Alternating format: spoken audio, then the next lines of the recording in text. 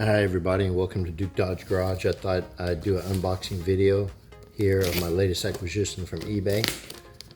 I've had more success buying at train shows, but you know, they're not always around. But I got a pretty good deal on this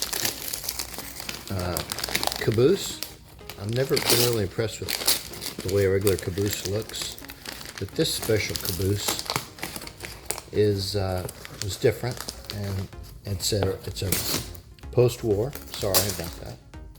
And let's see what it looks like. The listing said that it worked, running and lights. It said the lights had been modified, but that it still works. So let's check it out. Nice packing here. Oh, there we go.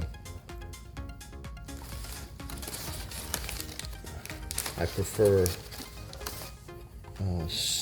some more better packing, but hey, that's not too bad. Let's get this out of the way. So this is the 6517 lighted Caboose with the bay windows, and looks pretty good. Looks worn, but looks good.